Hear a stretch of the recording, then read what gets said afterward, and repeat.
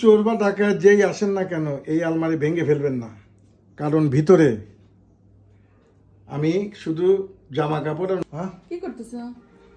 করতেছি, পরে বলবো। কি লিখছো এখানে? আমরা কিন্তু ঢাকা যাচ্ছি।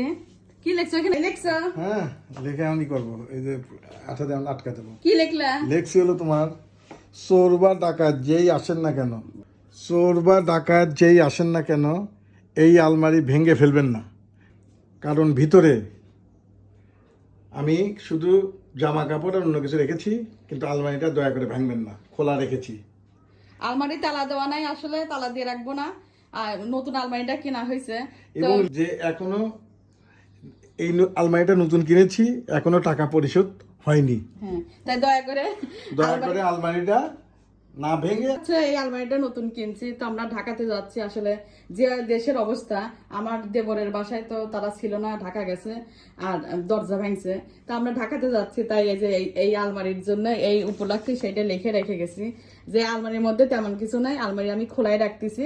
যদি চোর ডাকাত যাই আসেন, আলমারিটা খুলে আপনাদের যা দরকার নিয়ে যান, তা আলমারিটা ভাঙেন না, কারণ আলমারির টাকা এখনো পরিশোধ হয় নাই। এইভাবে আমরা লিখে দিয়ে গেলাম। আসলে দেশের যে অবস্থা, তো জিনিসটা কেমন হয়েছে বলো? এই বুদ্ধি করে এই কাজটা করলাম, তো কেমন হয়েছে? আসলে দেশের অবস্থার কারণে কিন্তু এই কাজটা করতে হচ্ছে। তো তোমার এই বুদ্ধি কেমন এসলো বলো? এই বুদ্ধি কারণ ওরা এসে আগে আলমারি ভাঙে, বুঝছো?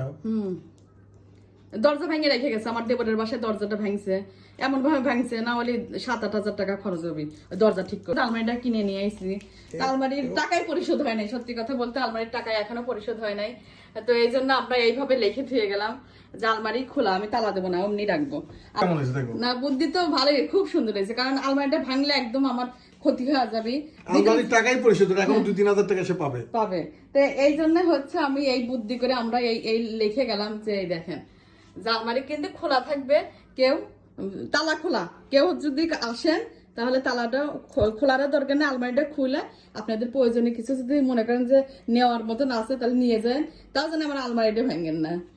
আলমারিটা ভাঙলে অনেক ক্ষতি হয়ে যাবে, কারণ নতুন কিনছি এবং হচ্ছে টাকাই পরিশোধ হয় নাই। তো ভালো একটা বুদ্ধি কিন্তু বের করা হয়েছে। তো আমরা ঢাকা যাচ্ছি, যে রেডি হয়ে গেলাম, তো রওনা না। চলো যাই। এই যে তালা খোলা, আমি তালা দিয়ে রেখে যাবো না, এই যে খোলাই থাকবে। এখানে তেমন কিছু না, জামা কাপড় আবেজালি আছে, তো আমি তালা খুলেই রাখবো। যেই আসেন তালা খোলাই থাকবে, আপনারা যা প্রয়োজন হয় নিয়ে যান। তাও আমরা আলমারিটা জানি ভাঙেন না।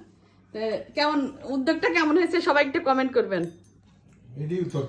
এইভাবে কিন্তু আমরা আটকে রেখেছি, কারণ হচ্ছে আমার দেবরের বাসা একবারে দরজা ভেঙে ফেলছে, না হলে 7-8 হাজার টাকা খরচ হবে।